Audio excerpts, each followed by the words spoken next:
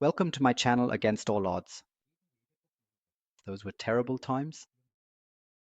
Cardiac arrest, blood transfusions, and the same diagnoses over and over again.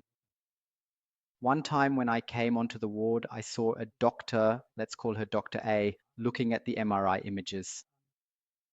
She looked at me and shook her head, making it clear what she thought.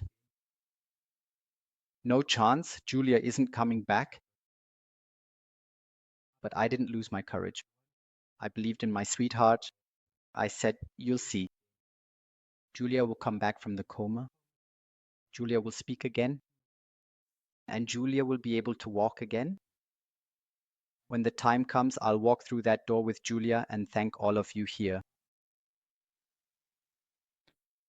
Now the time had come. It was the end of the year. Julia was still on a ventilator. When our body is artificially ventilated for a longer period, the brain forgets how to breathe. Breathing has to be relearned here. This is done as follows.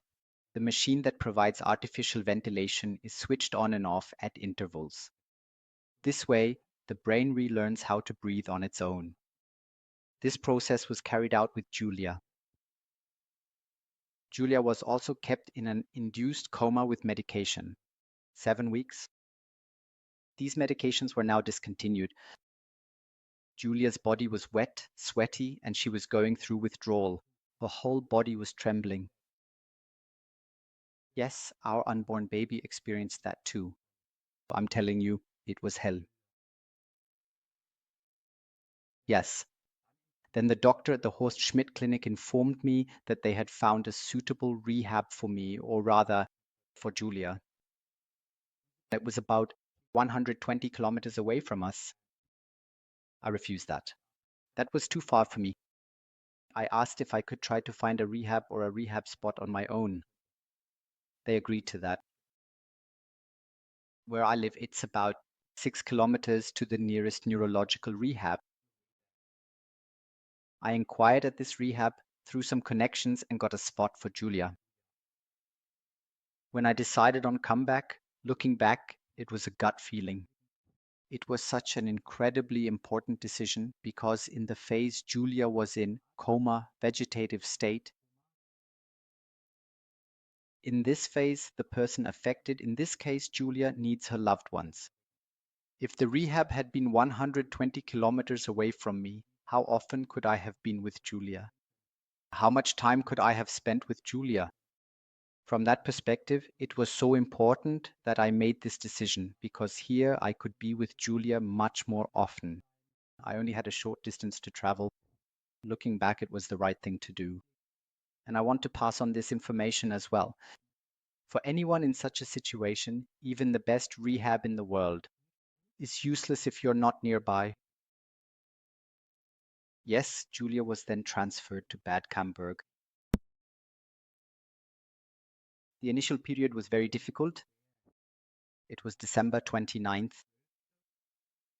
Julia had developed a very high fever. At 4 o'clock in the morning, my phone rang and I was informed that Julia was being transferred back to the Horst Schmidt clinic. Wow, I was in a total panic. Of course, I got up right away, got ready, drove to Bad Camberg, got into the ambulance with Julia, and went back to the Horst Schmidt clinic in Wiesbaden. When we arrived at the Horst Schmidt clinic, the first diagnosis was that Julia had a fungal infection, so she was admitted again as an inpatient in Wiesbaden. On January 7th, we went back to Bad Camberg again. Then the bureaucracy started as well. Thank God I had my mother, who took care of a lot of things for me. I had to constantly reapply for sick pay each and every single time. Then every trip in the ambulance, whether it was an emergency or Julia was pregnant, the examinations always had to be documented or filled out. All of that was already a huge burden. Yes, but things didn't stay calm for long. On January 21st, the next emergency happened. Julia had a high fever. I tried to bring it down with cold calf compresses. But unfortunately, that was only a short-term solution. Just to mention again, Julia had a tracheal cannula. And on that day, Julia vomited a lot. She could have very quickly choked on her vomit. So it was decided again that Julia had to go back to the Horst Schmidt Clinic. When she arrived at the Horst Schmidt Clinic, her rehab at comeback was initially called into question. I disagreed here. It was an extreme situation, but I firmly believed in the rehab at comeback and that things would settle in. For me, it was the right decision. Once again, it was just a gut feeling, but it was the right decision. While still at the Horst Schmidt Clinic, a therapist came to see Julia, and she gave me the first tips. She said, for example, Miguel, you need to stimulate Julia. One example, take Julia's hand and guide it to her nose. And explain this step to her. So say to her, Julia, I'm now taking your hand to your nose. That was the first tip. The second, she gave me 4 cups, 4 cotton swabs.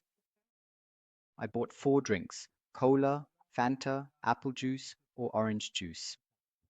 I poured these into the cups and dabbed each cup once with a cotton swab. And then, using the different drinks, I alternately moistened Julia's lips. In this way, I stimulated Julia's taste buds.